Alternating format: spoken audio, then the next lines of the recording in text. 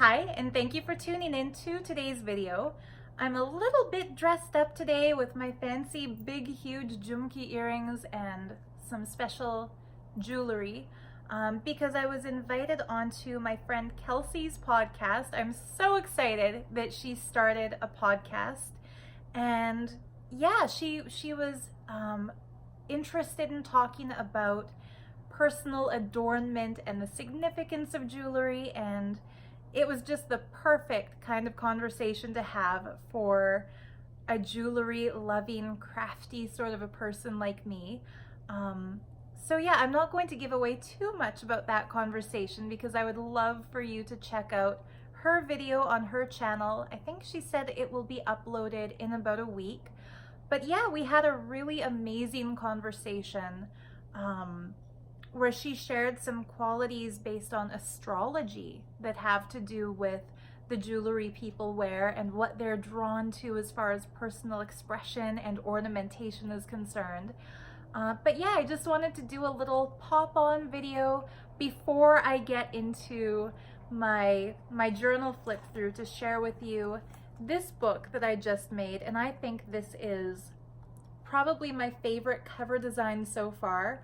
I have been working on this for about a week now. It is similar to another so-called junk journal. I don't think it's junk, just the name for a journal made with scraps and random leftover pieces and put together in kind of a sloppy way is called a junk journal.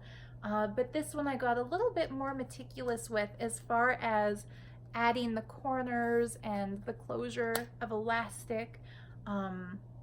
The trim, it's almost like the book itself is wearing a piece of jewelry because this trim has actual bits of Lapis Lazuli in it. And since that's a stone known to activate and empower the third eye, or the Agnya chakra, I decided to give the whole book a third eye vibe. So it's similar to my last journal, which was a space galaxy theme, only this time I've leaned deep into the third eye theme, and I've even painted this kind of like a vibrant it's an abstract blue painting, but that I've drawn the third eye symbol into, and it's kind of my creative abstract interpretation of how like an open third eye would just go like boom and radiate light outwards from itself. So I'm really excited to share this journal with you. I'm gonna get into the flip through. I'm also going to share my progress on this one. I bought this amazing vegan faux leather, and I'm going to turn these into some refillable journal covers. And I actually painted this with acrylic paint and added some fun kind of crochet looking drops from it. But yeah, we'll get into that crafty stuff now. I just wanted to do, like I said, a quick, here's my face, here's my fun jewelry. Since the last time I did a visual on-camera appearance, it seemed like a lot of you guys feel like you connect more with people on YouTube when you can see the person who's talking to, instead of just the hands of the person who's talking to you as they draw, which I do in my videos usually. But yeah, and I was also excited to show you guys some jewelry. And it's rare for me, like 9 days out of 10, no, more like 29 days out of 30, I don't even bother with like any makeup at all anymore. Like I said, we're having another lockdown where I'm living, since the COVID-19 numbers are still a little out of control. So yeah, restaurants are closed, bars are closed, stores only let in I think 25% of their typical capacity. And yeah, family gatherings are being restricted or prohibited. So it's kind of like, why would I bother putting on fancy makeup just to stay at home and see nobody? But yeah, doing this podcast with Kelsey gave me a really good excuse to dress up. And I should also do a little show and tell. You might have noticed this chunky necklace I'm wearing. This was my New Year's gift to myself. I made this piece on December 31st. So right at the tail end of 2020, and it uses one of my favorite crystal points ever, this beautiful Lemurian seed quartz, and I put it on a beaded necklace that I made using blue fluorite. I have kind of a problem with procrastinating. I'll get ideas for things, and then if it's not something that urgently needs to be done by a set date, I'll just put it off and put it off and put it off and put it off. And fluorite, ironically, and I'll explain why it's ironic in a second, fluorite is one of the stones recommended for people who have a problem with procrastination. And so I bought myself these fluorite beads, I think about a year ago. I ordered them along with some other gems for my business. And I had this idea that I would make myself a fluorite necklace so that I could wear it and overcome procrastination. And it's ironic because then I procrastinated and set the beads aside and kept focusing more on my commissioned pieces for customers or stuff that I wanted to restock in my shop, and literally procrastinated making myself a talisman to counter procrastination. And I think it's really cool though that after I made this, I wore it around my apartment like messy hair, no makeup, pajamas, but this like stunning chunky necklace. I was very well accessorized for somebody who was not at all physically put together looks wise, and those were the most productive days I've had in I don't know how many years. Literally like the few days after I made this piece, I made like 3 journals. I completed a painting that I want to turn into a printable for my shop. I uploaded like 3 or 4 new items, had a huge windfall of orders, especially in my Art of Gems stationery shop on Etsy, where I sell pen pal kits and stickers and washi tape samples and other fun materials. Usually I'll get about a sale a day in that shop. In my jewelry store, it's less frequent now, I think because in these difficult financial times, one of the first things people cut is jewelry. Since they don't see it as a necessity, it's more seen as a luxury. But yeah, after I made this talisman piece, sales flew in. It was the best 2 days of my, like, if I go back about a year. And I can't help but think it's partly because of the energy I put into the talisman. And yeah, we'll talk more about that as I show you my journal and get more into like the crafty elements of today's video. And yeah, we'll do that right now. Thank you for watching. I'll be right back. You're not even gonna miss me. The moment I hit the stop button, I'll be talking again. Okay, so I am so excited to make today's video kind of a show and tell more than anything else, and to talk about the crystal healing energy in my full new age geekiness, or like I'm a fangirl for crystals. I love them so much. And an interesting thing that came up in my podcast interview with Kelsey is that about 1.5 years, maybe 2 years ago, I don't remember the exact timeline, but I had made a video hypothesizing or maybe putting forth a question to hear the hypotheses of my viewers, whether crystals and gemstones are actual high-frequency energy that differs depending on the stone, that can manifest different states into our lives, or if it's all a placebo effect, and that by the belief in the healing power of crystals, certain people will experience crystal healing. Now, I left the answer to that question totally ambiguous, basically saying nobody can prove one way or the other for sure, so nobody knows for sure. But it seems I failed to give my personal belief, which is that crystals and stones 100% have unique energy depending on the color, the crystal structure, the source from which they're found, and of course the intention we put into them. I have more integrity than to peddle things I don't believe in. Whenever I'm doing something, you can be sure that I fully 100% I'm behind it.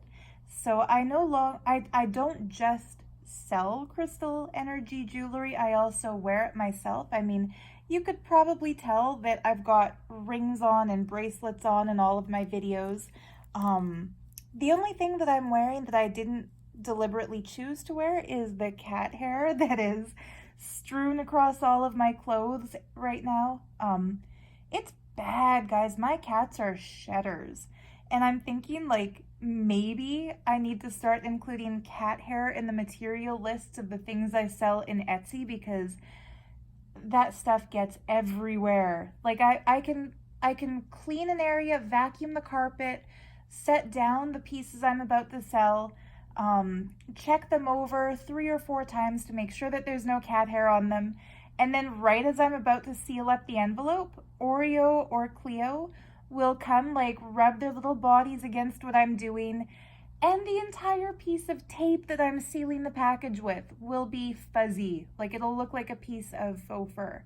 Anyway, I don't want to go into the perils of cat friendship here.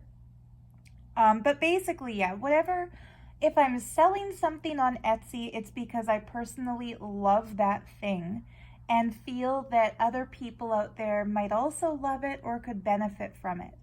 So anyhow, that said, maybe we can get more into that later. It's funny, as I'm saying this, I'm seeing a cat hair on my favorite crystal. So there you go. It gets everywhere.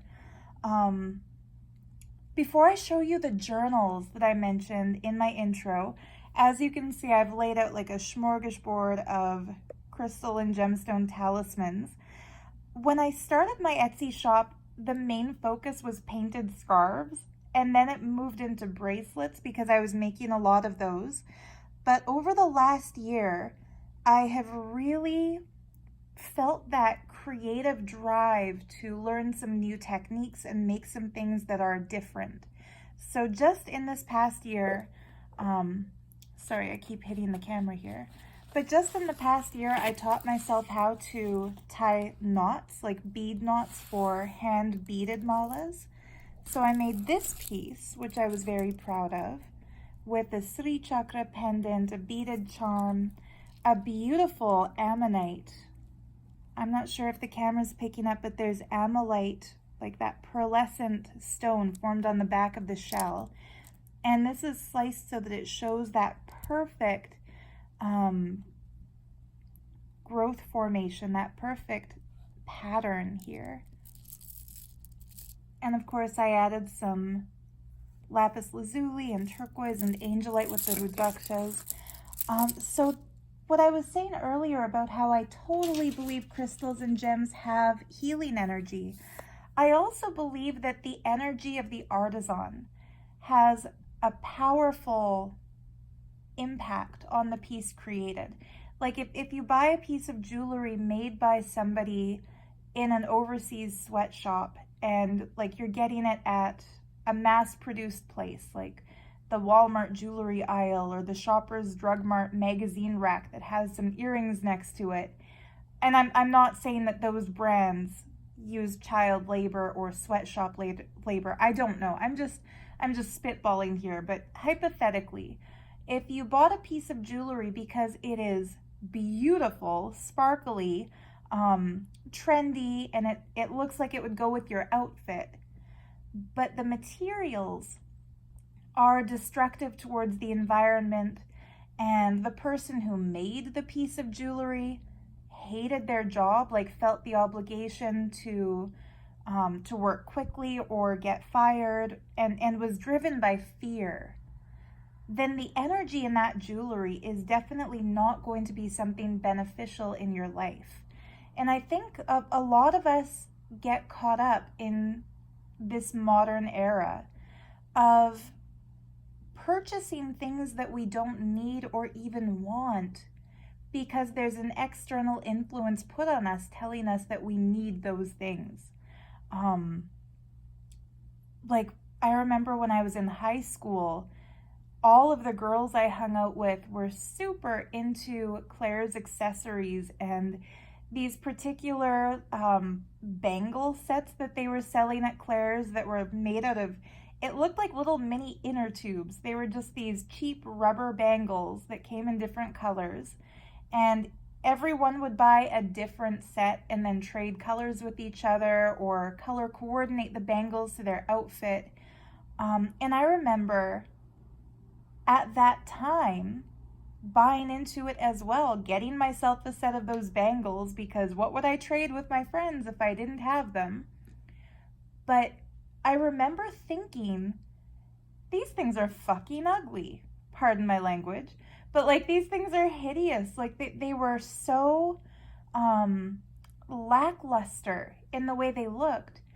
And I knew for a fact that the only reason I was wearing them was that I wanted to fit in. It was truly a peer pressure purchase. And I also remember, like, in junior high, and just to age myself here, those were like the Buffy the Vampire Slayer years. That show was still coming out new back then, way back then. I remember the earring trend. And if you don't believe me, just watch an episode or Google Buffy the Vampire Slayer and look at her ears.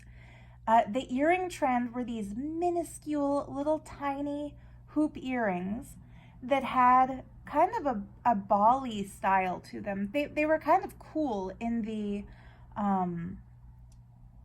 decoration on these mini hoops. But if you deviated from wearing miniature hoops at school back then, you were considered so lame.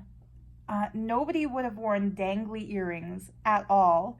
And I know that for a fact because I made the mistake of making myself some gemstone beaded dangly earrings and getting the shit made fun of me for it. It was a few years after that, I guess when I was in high school, maybe grade 10 or grade 11, that I discovered a book called No Logo by Naomi Klein. And I highly recommend this book to anyone. She's very political and very on the point when she describes the consumer-driven society we're living in and the global ramifications of that on the people who produce the goods that we consume. And I'm not saying I'm perfect here. Of course, I'm well aware of the fact that some of the beads I work with and some of the stringing materials are likely produced in a factory setting. But I try my level best to source gemstones and raw materials from sources that are sustainable and that are fair, ethically fair to their employees. And that's why my price point for my jewelry is a little bit higher than some other Etsy sellers might be. It's not because I'm trying to gouge my customers and charge an exorbitant price for what I make. I really try to keep everything fairly priced and affordable. And I ask myself, like, would I pay this price for this piece if I wasn't the one who made it? And if the answer is no, then I lower the price or I make something different that's a little bit more affordable. But anyway, what I was trying to get at before I got caught up on a tangent of I'm also not perfect, so I'm not trying to guilt trip anybody here. What I'm saying is, if we purchase jewelry, especially with the feeling that this is trendy right now and I'll pass for normal if I wear this, I'll pass for fashionable if I wear this. If we're buying pieces based on fitting in, not being questioned or ridiculed, and we don't actually love that piece, and especially if that piece is mass produced with materials that are destructive towards the environment, we can be sure that those pieces of jewelry are not talismanic. They're not going to radiate a healing energy or make us feel elevated when we put them on. So I really strive with my jewelry creations to make pieces that I personally love, that I would personally wear myself, using materials that are elevating and uplifting and cruelty-free. Every single article of clothing and jewelry and beading supplies and craft supplies that I own, it is 100% vegan. That means there are no animal-derived ingredients in it. It has never been tested on animals. And yeah, even, for example, like the polymer clays that I work with to embed gemstones into, there's a brand called Fimo that's one of the most popular brands for polymer clay. But in their plastic process, they do use, I think it was grease from animal byproducts. And so I never, ever, ever work with Fimo. The brands of polymer clay that I source, for example, Sculpey, are guaranteed by the brand to be 100% vegan and cruelty-free. And so that's the extent I go to. I'll never string my malas on silk because the silkworms get boiled alive. So all the strands of beads I put together, like this one here, are made with either pure cotton or a waxed cotton using non-beeswax. So yeah, that to me is the guarantee that when nobody has been harmed in the creation of something else, then that something else can be what it is without any residual negative energy clinging to it. And I know, like, there are some people who watch my videos who are completely antagonistically atheistic about these kinds of things, who don't believe in energy at all.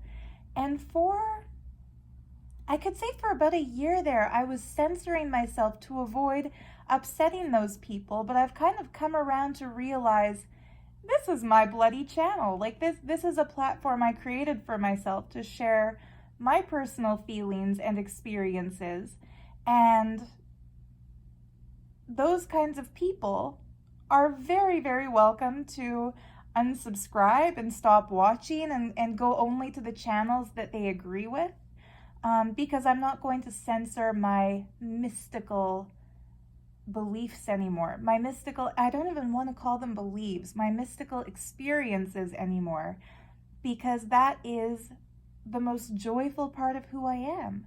The reason I love working with crystals is that I love the way that it feels to hold them and meditate with them and wear them and use them as talismans. So in that interview with Kelsey, I was wearing this necklace here, and I call this my New Year's necklace because I actually made it on December 31st, the night of December 31st, going into January 1st, of course, New Year's Day of 2021. And the pendant part I made last year, and just, oh cool, I'm just now noticing that rainbow in there. I haven't seen it from this angle before, so that's something new and exciting. Cool. But yeah, I made this for myself on New Year's Eve, and the moment I put it on, I just felt this profound love in my heart. And that might sound silly to some people, but I could actually feel a warm energy in my heart just pulsating. And of course, this pendant sits over the heart, and I just felt like I had rediscovered my home and come back into my truth. And by making myself a pendant and a necklace and a talismanic piece like this, which I don't usually do, like I'll be honest here, I put more creative energy into making jewelry for my Etsy shop because that's my job. That is my day job. I'm very blessed and fortunate to be able to say. But because I'm so focused on making pieces for my customers and taking custom orders and sourcing materials that I know are sought after, like for example, whenever I make things with moldavite, they sell out really quickly. And certain other pieces too, like watermelon tourmaline is always popular. I put so much effort into building up my businesses that I sometimes neglect my personal self. And to illustrate that, I bought this strand of fluorite beads over a year ago, and decided when I purchased them that these are going to be for a necklace for myself because I just love this color. The blues and the greens and the little hints of purple in some of them. But because I bought them for myself, they sat on my desk for, like I said, for almost a year, maybe slightly longer. And whenever I would think about making something with them, it's like I would talk myself out of it by saying, well, if I'm going to spend an hour stringing beads for myself, I could better invest that hour updating the descriptions of some of my older pieces, or posting a new piece onto Instagram, or I could make 3 bracelets in the time it would take to make myself that one necklace. Or I'm low on men's jewelry, I'm low on bracelets, I'm low on earrings. And so whenever I felt like creating something, instead of making myself the piece I'd been dreaming of for so long, I would instead make something for others.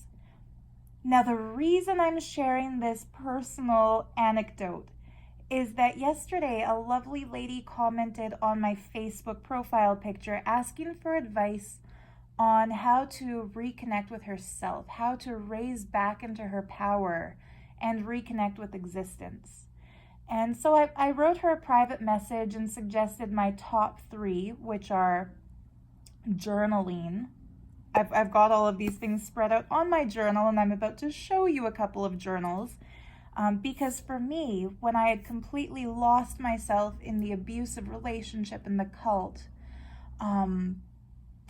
what really brought me back to myself was journaling and writing down all of the things I hoped to become once again, things I knew that I felt like I had lost, but that I know if I was able to do them at one point, they're still there within me, I'm able to do them again. And so that was powerful. So journaling is number 1. Number 2 is meditation.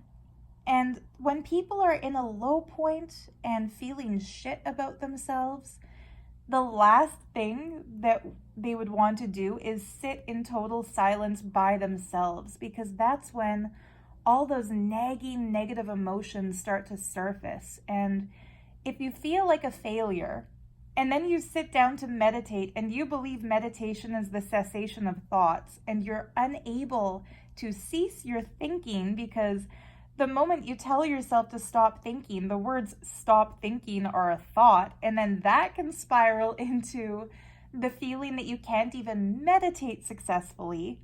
And that sucks. We've all been there in the beginning when we were starting our meditation practices. My advice to somebody who wants to meditate but who struggles with that is to find something meditative to do. So for example, stringing beads onto a necklace can be meditative if you're totally immersed in counting the bead combinations. Things like coloring, doodling, drawing. My mom is really into this thing called diamond dot painting, and it's kind of like embroidery but with little beads that you place on a sticky mat. Repetitive activities like that, if you put yourself into that activity, that can become meditative. My personal favorite meditation is sky gazing. So stargazing at night or cloud gazing during the daytime, when you're just watching, when your gaze is turned upwards and you're just looking at the stars, at the darkness between them, at the clouds, at the blue of the sky, without even trying to meditate, your mind will relax and quiet itself. And that can be such a beautiful experience. And my third piece of advice to this girl was wear a talisman. And it doesn't have to be something I've made. It can be like anything of personal significance. People who don't believe in crystals and gemstones, this came up in my podcast interview with Kelsey, that, some people do believe they're just a placebo effect, or that the stones represent something else, and that it's the power of reminder and representation that gives them their energy. that's valid too, and that's perfectly fine. So for example, I used to wear a sunstone and a moonstone on my ring finger, and that was my personal symbol of the combined masculine and feminine energy that is the completion that people look for in a relationship. That I'm already that. I've got my masculine side, I've got my feminine side, that's all I need. Now, Sunstone has the power to the Manipuraka chakra, or to the solar plexus chakra, which is our center of will and our center of personal ambition. It's what helps us get shit done, and that's usually seen as a masculine energy. While Moonstone really beautifully affects the third eye in a feminine way, and that helps us become intuitive and spiritually connected and perceptive and very much connected to our higher guidance. And so, of course, by a crystal healing perspective, these two gems have a masculine and feminine energy, the feminine softness and receptivity, the masculine action and drive. But for people who don't believe in that, the fact that they are colored like the moon and like the sun can represent the same thing. And so can, for example, a less expensive little medallion with the sun and the moon on it. It represents the same thing. And for somebody who's looking for a talisman to bring that to their consciousness, wearing any reminder of those can do it. And I was saying to Kelsey, earlier this year, I had planned on taking a goldsmithing class because I would love to be able to make things like this. But instead of the little polymer clay sculpted stones, do it with gold or do it with silver or do it with a less expensive alloy, but make it something metal and solid. And unfortunately, of course, because of COVID-19, all the in-person courses were canceled, and I definitely do not feel like it would be the safest or best idea for me to get a blowtorch and start sculpting gold pieces in my apartment where a cat could jump onto my lap at any moment, and I'm not even going to get into that scary possibility. But because a metalsmithing course was off the table, I was wondering, how can I start playing with designs where I am now, with the budget I have now, with the resources available to me. And that's when I got the idea to print out some stickers shaped like high-end gems and high-end crystals. And using those stickers, I can create designs just on a piece of paper and set them aside as a plan that, one day when I take this metalsmithing course, here's what I'm going to do. But then I had the idea for somebody who wants to wear a crystal but can't afford that specific crystal yet, as a stand-in talisman, they could print a picture of that piece or of that stone or of those gems, maybe laminate it, punch a hole in it, and wear it on a string as an actual piece of jewelry, but flat and totally free. And Kelsey had mentioned that this is a problem-solving skill. Find what you want and find a way to get it immediately right now with what you have available to you. And that's another thing I wanted to say. For example, if somebody really loves one of these necklaces that I made but can't afford it, follow the link to my Etsy shop and print out a picture of it, and you have that picture. It belongs to you and it's yours forever. In the Book of Stones, the author Naisha Asian had said that even a picture of a gemstone radiates a portion of the frequency of that stone. So looking at these on screen, it won't be as powerful as if you're actually holding it in person, but you can still benefit from the energies of that stone through the image of the stone. Anyhow, I've gone on more than I planned to just about why I make jewelry and what I believe about the jewelry. And I'm thinking maybe this will be the year that I finally do a series on my channel that I've been talking about for at least 3 years now, which is to do a crystal healing series where in each video I do like 5 minutes about one specific stone. I'm just gonna put it out there and say, yes, this is the year I'm gonna do that. 2021 crystal healing video series. It's gonna happen. This was one of my favorite necklaces. It's actually just a choker sized necklace with an extension chain, so you can wear it longer than a choker. And in a linear line, I've dangled 2 stones for each chakra. One big one. Ooh, look at the purple in this. That's so funny. I made this piece. I've looked at it hundreds of times. Obviously never held up against a light colored background because this is the first time I'm noticing that stripe of purple on each side. That's a green rainbow fluorite. But anyhow, yeah, I think I'm going to set these aside and start showing you the journal that I made so that I can fit it in. And we'll look at these pieces in more depth in another video. I'll just give you the brief little show and tell of all of them.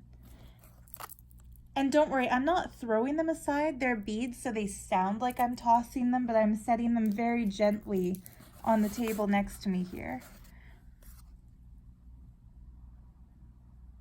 I had so much fun making this one with that pretty watermelon tourmaline. All right, journal time. So yeah, this is the journal that I spent the last week and a half making. It's kind of funny. It's like every time I make one, I feel like this is the best one I've made yet, and I'm probably going to have that feeling about every journal that I make. So this is my current favorite, probably because, like I said, it's the one I made the most recently. And I haven't uploaded it to my Etsy shop yet. I'm going to do that after I film this video, but I'm thinking of calling it Third Eye Frequencies. For the cover, I did something a little bit differently. It's made out of 2 A7 sized envelopes, similarly to the last journal I made. But this time, after covering the envelope flap with strips of washi tape, I glued it down, just half of it, onto the background paper, and that creates a pocket here. So this is totally open. You can actually put in, like, it's open like this, so you can put something in pretty deep into it, an envelope or a photograph or cards or even a little pen or a pencil.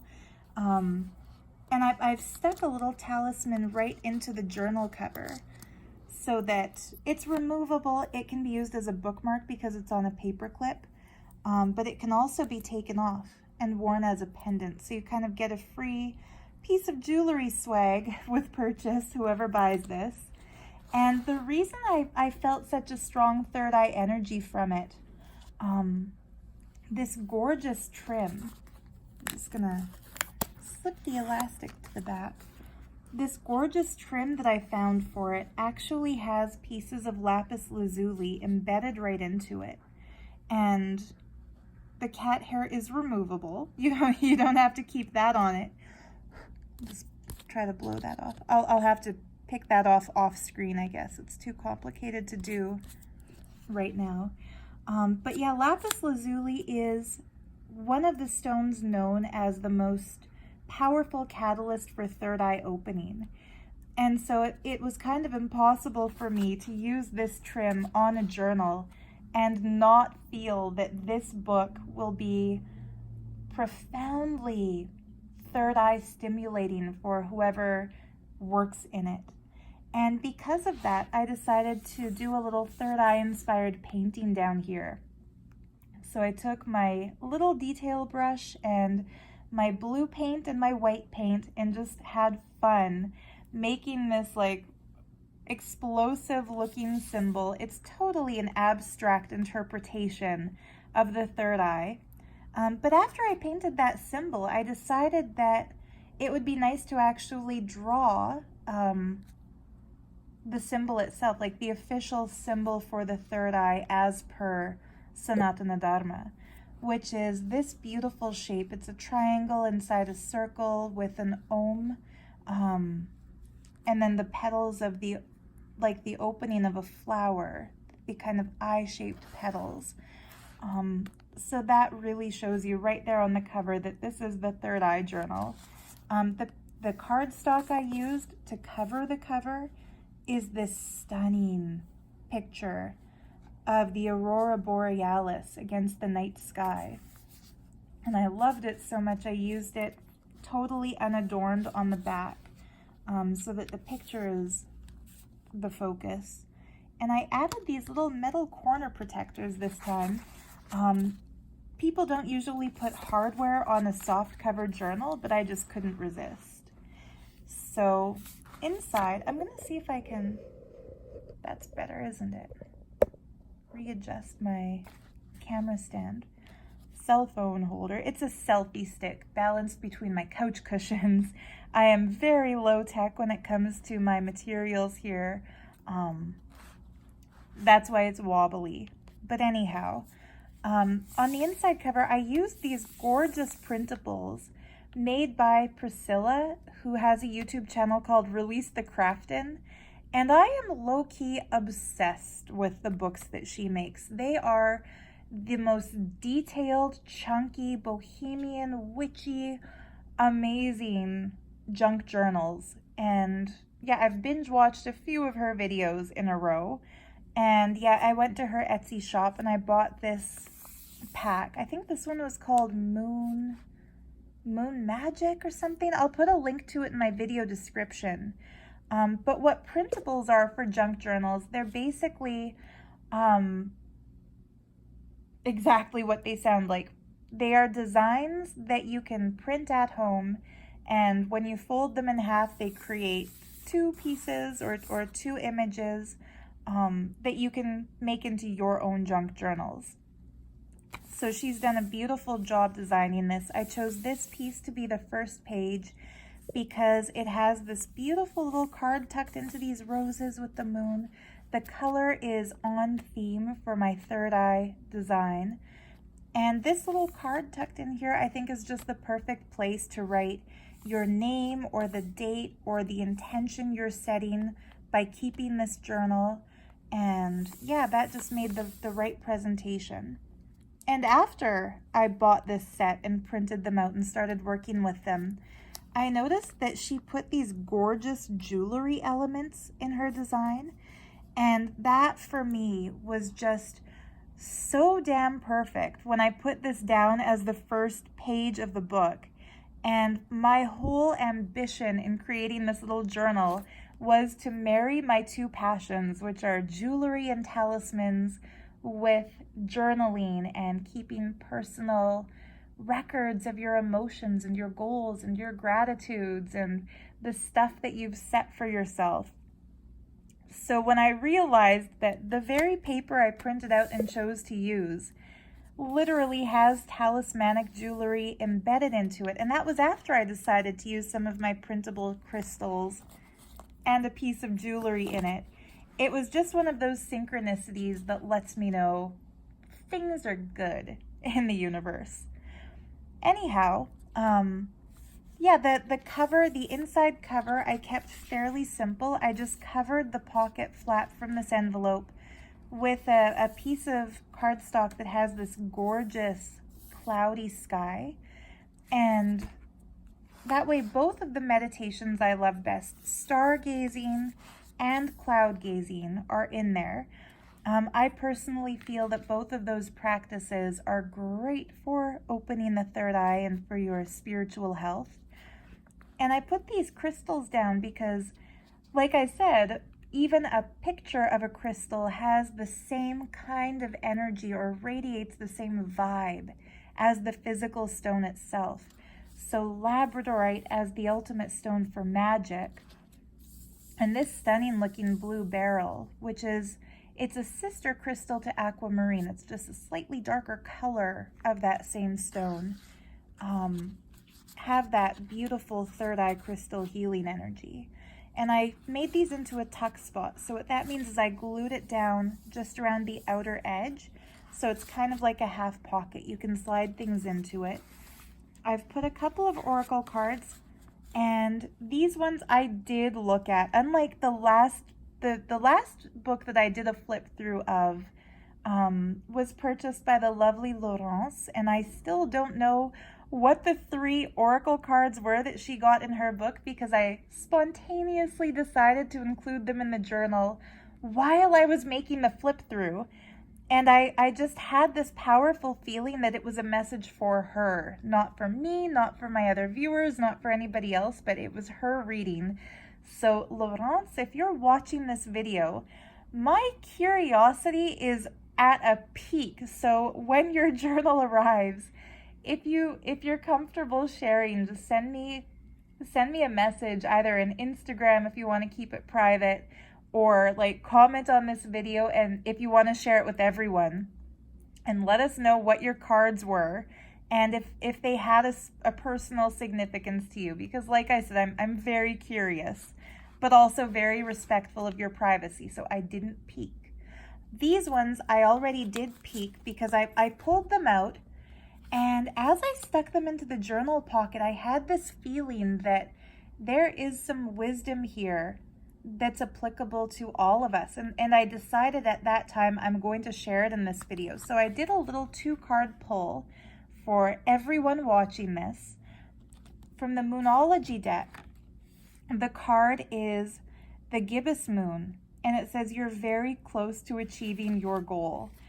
That is probably the most auspicious card I could pull to put into the front cover of a journal, because for me, and probably for a lot of us, journaling is about manifestation. It's a spiritual practice, especially if you use your journal like a vision board or a dream board, where you put in, all of your goals and your aspirations. So this is a really beautiful message, letting us know that we are close to achieving our goal. And it's kind of like the moment you can visualize it, you're calling it into existence. Now this one is from the Mystical Wisdom deck, and I absolutely love the art of Josephine Wall. I think she's like a fairy princess in human form. I just absolutely adore her work. And this one is the card of Epiphany. See what I mean about how she paints? It's just so expressive, like you can see the movement even in a still image.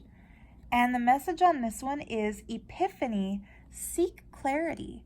And what I find so fascinating about that is that, okay, the epiphany is like that moment of realization where you get the aha, and something that you've wanted to do but didn't know how to do just comes into focus for you, and you know what needs to be done, and you know how to do it.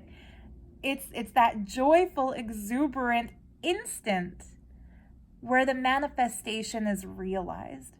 Now, the fact that the message is seek clarity, the reason I thought it was just so cool, and guys, I did not like go through the cards one after the other, looking at all of them, deciding which ones to use.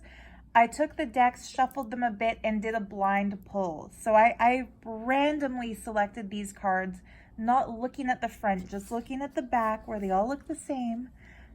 The fact that those are the 2 that were selected to me is just so magically wonderful, because the chakra in which we seek clarity is the 3rd eye. When you need to seek clarity, you go within, you put your focus in the center between your brows, and your inner wisdom is accessed through that spot.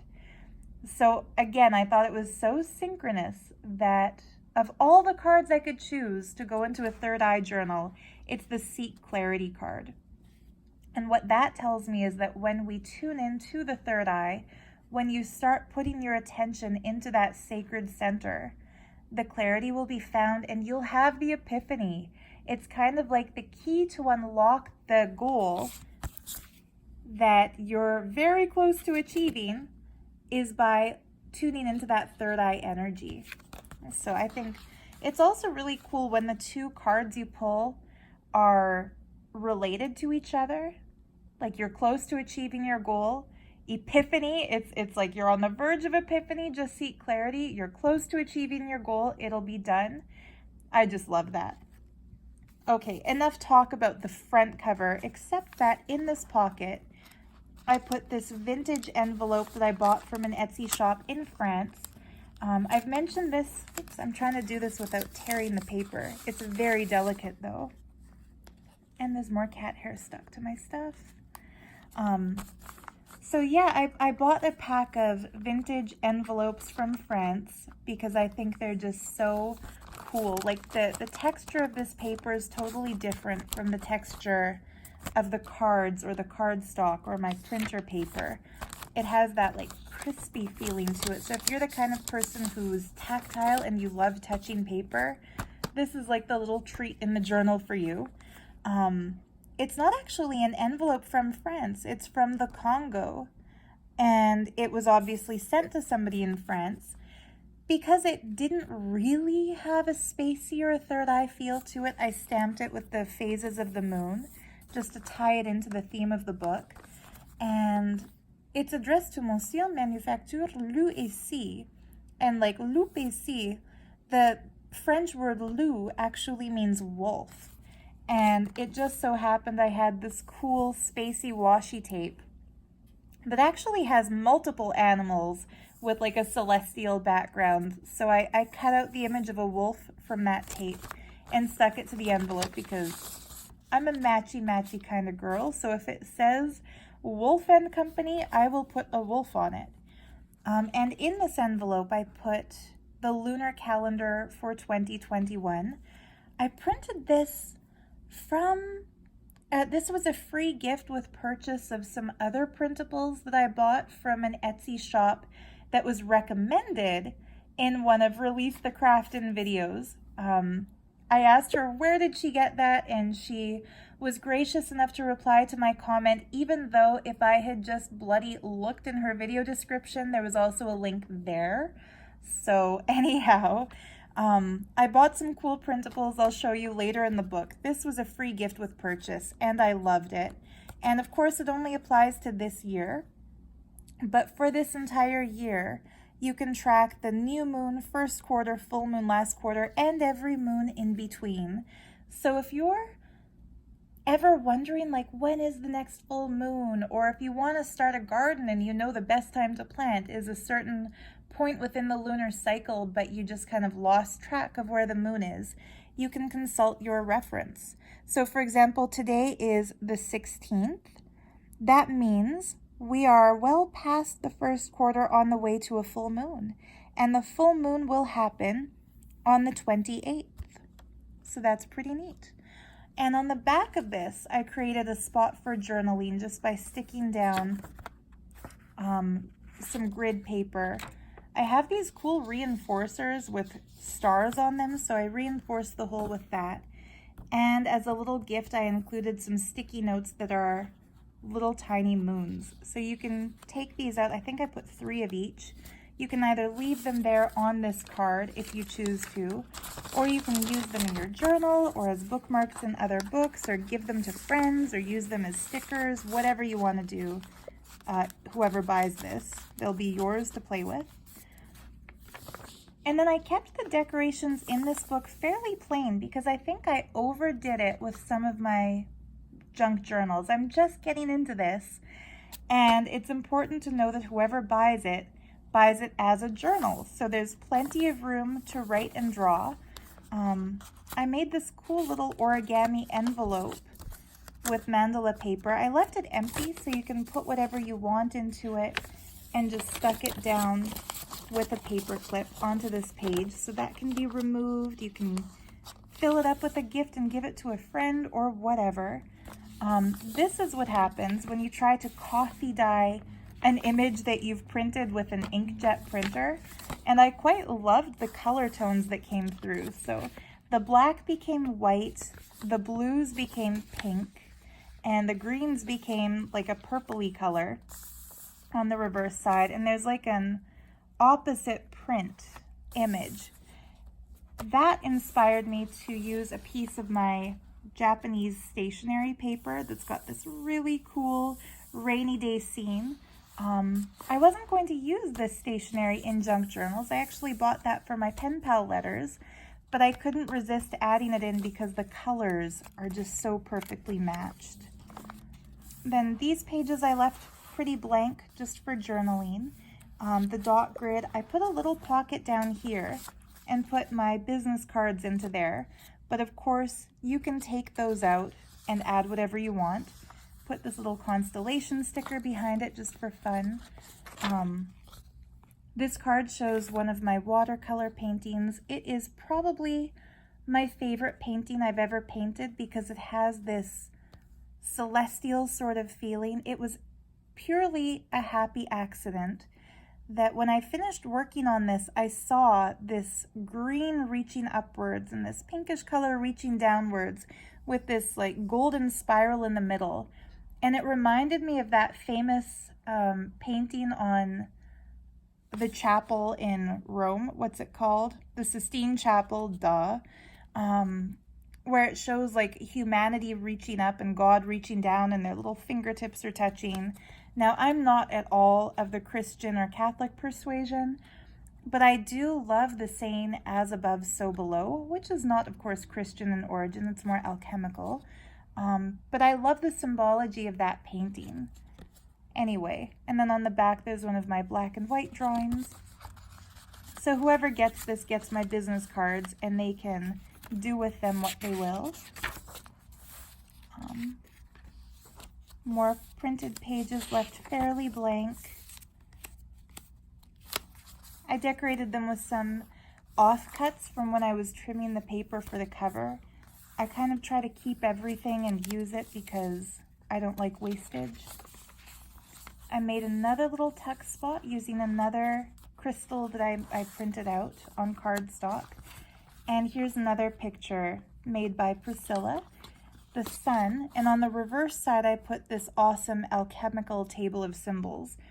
So it's similar to the periodic table, but the actual symbols for the chemicals, instead of the modern scientific abbreviations, you see these cool symbols that were used more in what people today would call a pseudoscience, but more of the original spiritual scientific methods. And then more kind of plain papers. This pocket is from another designer whose pack I bought on Etsy. I'm not just an Etsy creator and seller, I also love to support other creators. That's why I buy all my stuff on Etsy instead of just making my own versions or, finding free images. I love to support artists and designers. So in this pocket, I made a tag that has the night sky on one side and a daytime sky on the other. So you can choose whether you want this sunrise, sunset image or this night sky image. And then inside there's blank space for more journaling.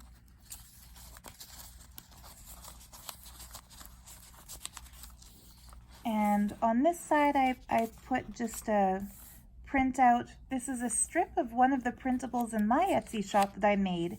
That's basically just letter writing paper, but adorned with crystals. So that's cut from the margin of one of those. Here's a page from one of my self-published art books that I stuck in. Another printable by Priscilla. I love that owl. It's so dreamy looking.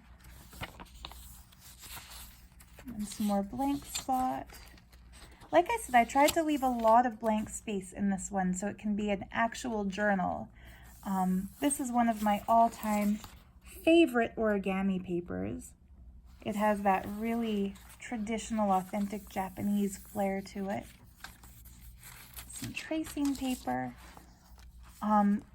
This is one of the other pieces I bought from the girl who I bought the alchemical table of symbols from, and who gave that moon printable, the tracking the full moons throughout 2021. So I printed this. It's meant to be like an 8.5 by 11 page, but I shrunk it down and printed it the size of this card. And it tells you all about the magical uses for Lapis Lazuli. And I stuck a little piece of that trim from the front cover that actually has Lapis Lazuli in it. So it's a Lapis Lazuli info card with a bit of the actual gemstone on it. And I left the back totally blank, so it's another place to journal. And of course, any of these things that I've stuck in with paper clips. The idea is that you can either leave it in the journal or take it out and use it separately or whatever. Like it's whoever gets it, it's theirs to play with.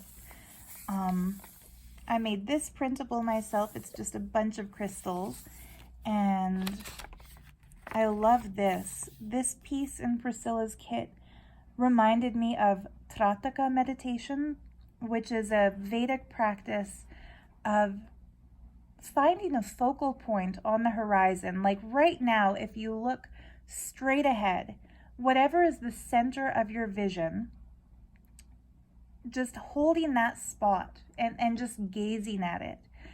One of the best things to use to do Trataka is the moon. And another thing to do Trataka, the moon, a candle flame is a great one, or gaze into the mirror at your own third eye. And it's so cool. Like a lot of us will see our face start to shift and change shape and look like other faces. If you just relax and go with it and don't get scared, it's a powerful meditation and really beautiful, and it can show you all kinds of different aspects of yourself. And so this page really reminded me of a mirror. And if I had an unlimited budget and if stores were open, like we're kind of in our second wave of a lockdown here, so I can't just hop over to Michael's and buy stuff if I want it, but I was thinking it would be fun to take an X-Acto knife and cut this inside out and stick down a piece of that mirror paper. You know, when you're a kid, if you're a girl like me, or if your parents bought you stuff that's girly, a lot of the fairy princess or mermaid books would have a page where the princess is holding an ornate mirror and it's actually like a shiny silver paper behind it. I don't know what that stuff is called. I think they also put it into kaleidoscopes. Anyhow, I would have loved to turn this page into an actual mirror page, and maybe I'll set that idea in the back of my mind for a future book. So here's the center of the signature. I took a black doily, glued it down here and here, which creates 4 little pockets. And I decided to use these pockets to just give some extra little gifts to whoever gets this. So a sticker that shows you the constellation for each of the 12 zodiac signs, some washi tape samples, and a color scheme and theme that kind of matches the majority of this book. So of course you can use it to decorate this journal or wherever. Some of those cool space reinforcers that I told you about. I always include some of these as a gift with purchase when people buy my Space Galaxy Pen Pal set in Etsy. The cat hair is not meant to be there. And one more of these Origami Envelopes. And then this time, instead of cutting the strings really short where I sewed the book together, I added these little tags using, for this one, just some homemade paper that I stuck a miniature printout of chakra gems onto, and then this one is an emerald. And of course you can write things on it or just leave it as it is to be ornamental. And the other side of that beautiful printout, the other side of my crystal sheet.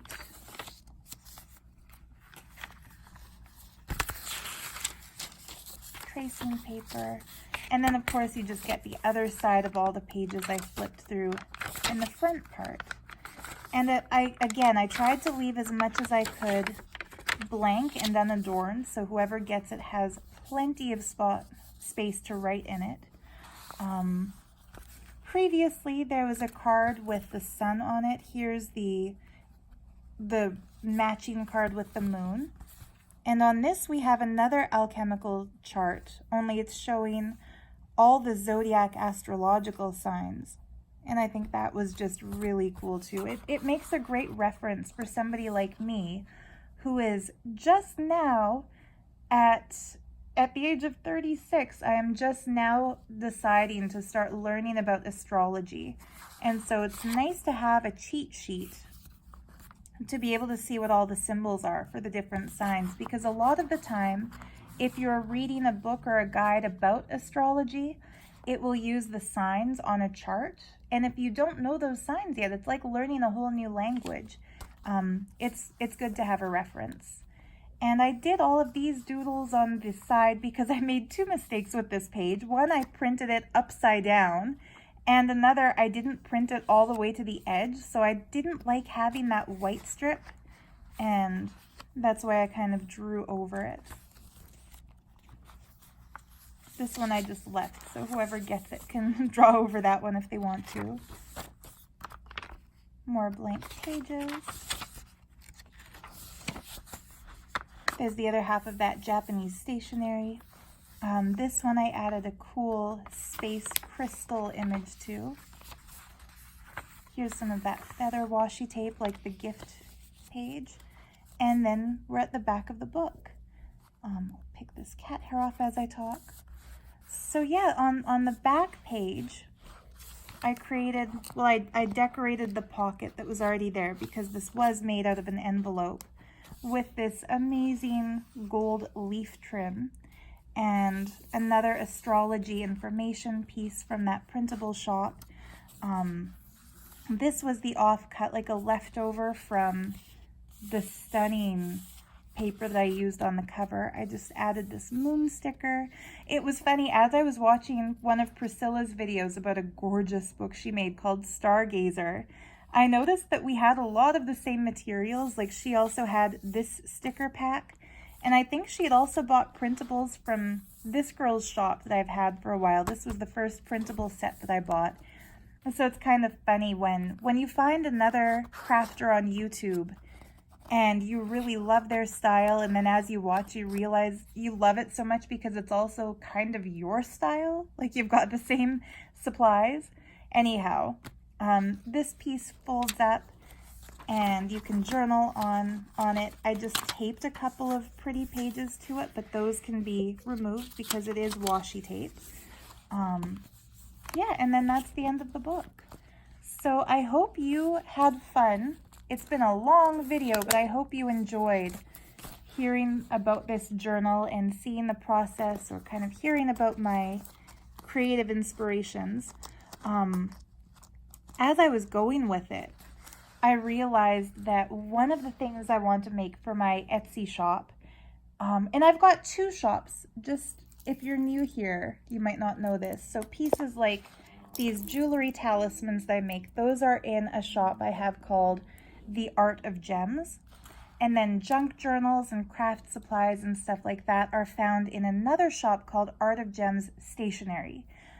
So another thing I'd like to make for my Art of Gems stationery shop is a set of like hand-painted images, the way I did this spontaneous painting while thinking of the third eye. It just struck me like, wait a minute, I need to do one of these for each of the chakras. So crown, third eye, throat, heart, solar plexus, sacral, and root.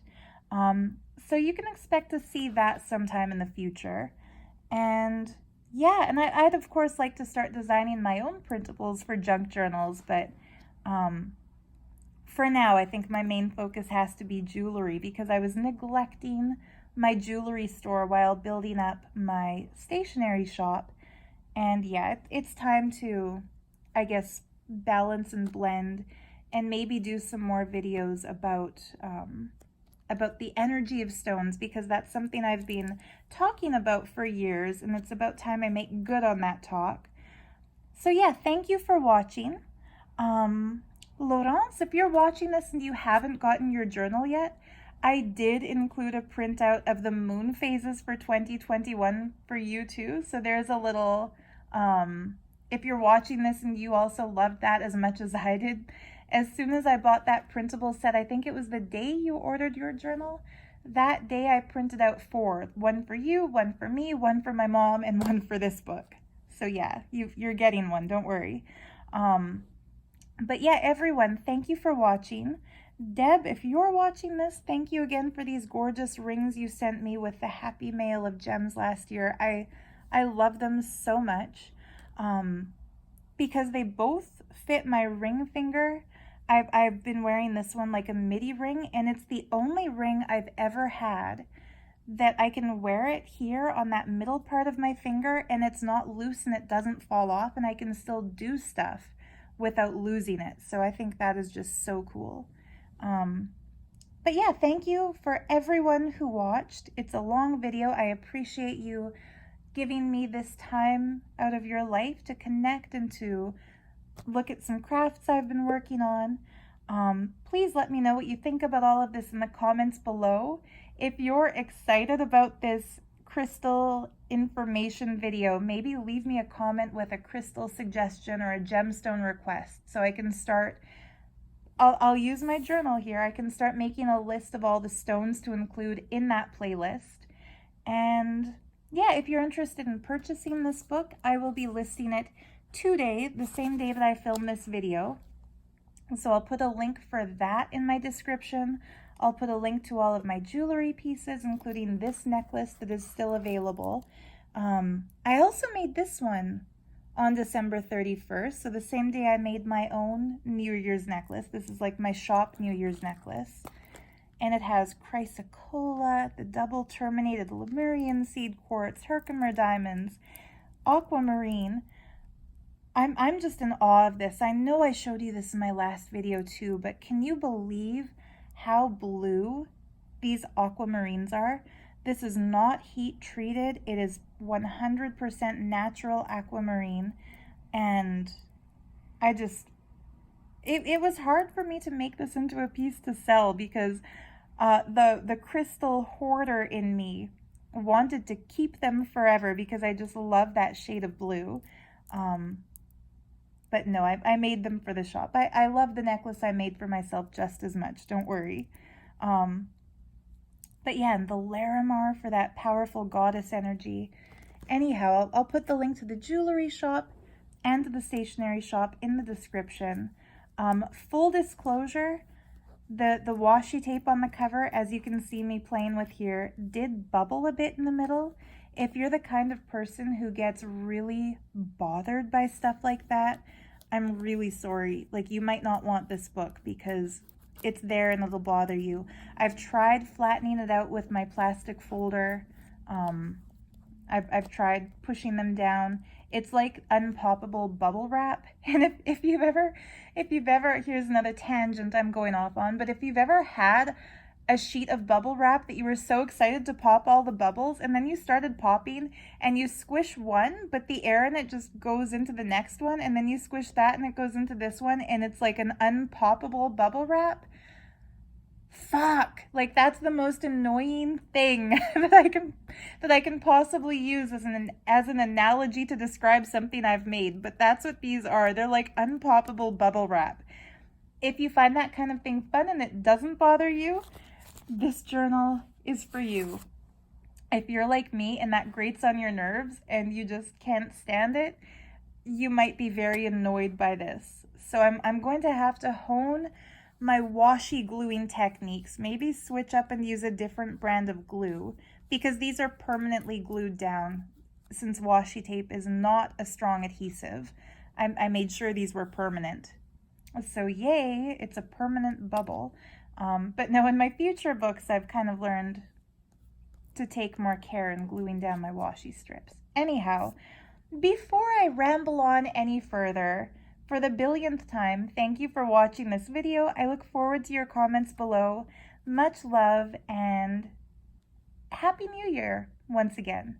Bye for now. See you next time. Okay, so this little PS in my video, I'm actually filming this the next day. Brittany McCohen is one of my favorite YouTubers who does pen pal mails.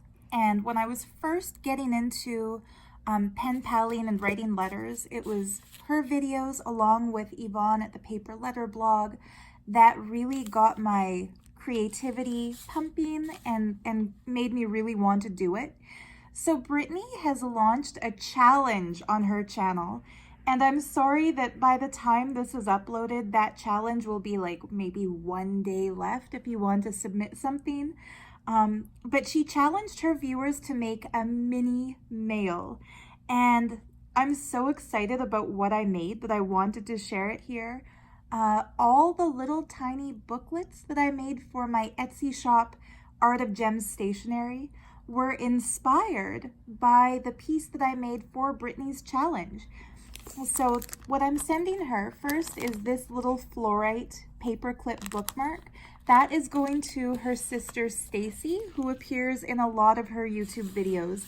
They do craft challenges where working with the same budget or the same limited quantity of sometimes crappy art supplies, they are challenged to make something using that, that limitation.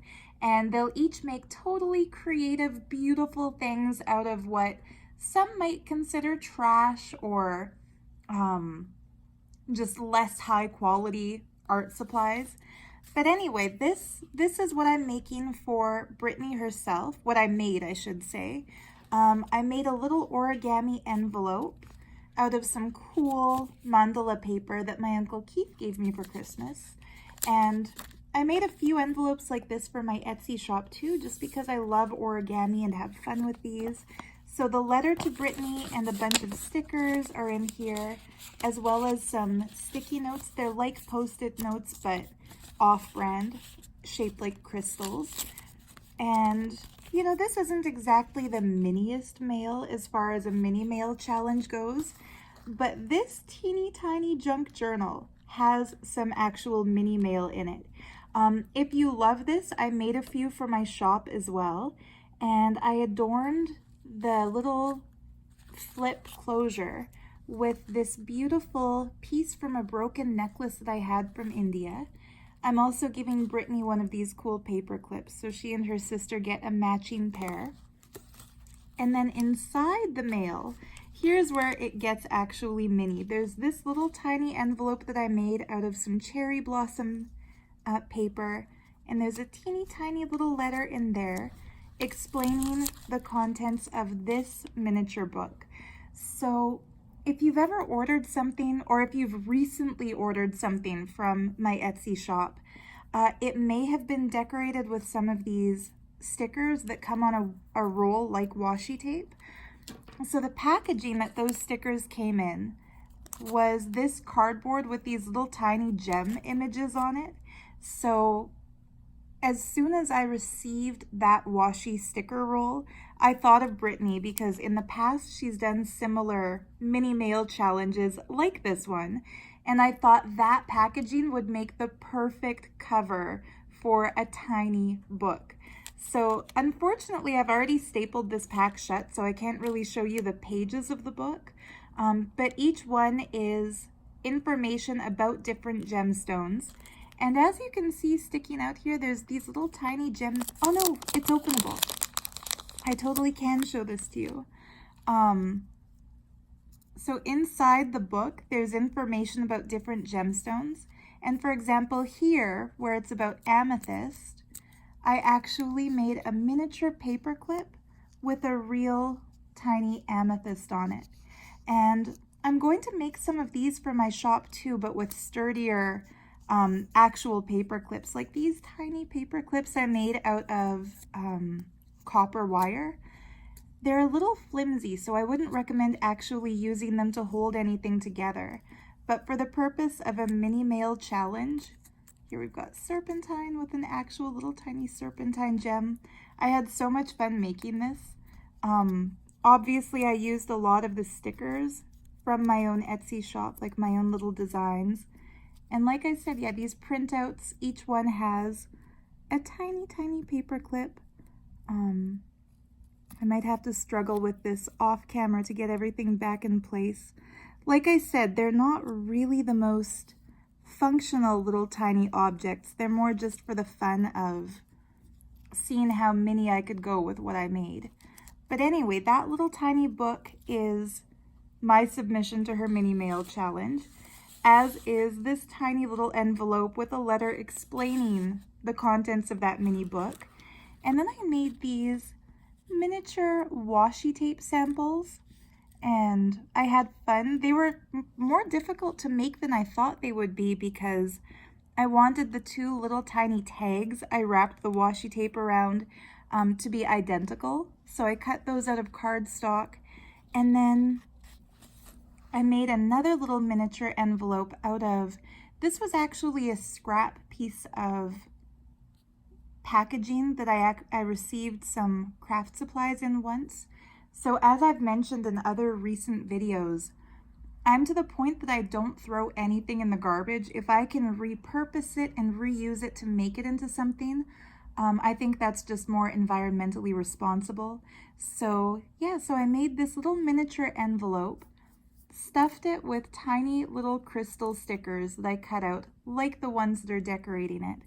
And so that's kind of like another bonus little piece in this mini mail. The book itself is a 2" by 2" little tiny junk journal with random papers. In one of Brittany's videos, she mentioned her birthday is in April, so I made her a little pendant with Herkimer diamond, which is an April birthstone. Yeah, and then just random little paper scraps for the booklet. And then at the very back, another teeny tiny little book just for fun, with blank pages that she can use however she wants. And this paper, I just included some as a sample because it's the softest handmade paper I've ever felt. But yeah, anyway, that is my mini mail to Brittany McCohen. And I highly recommend you check out her channel. I'll put a link in the description.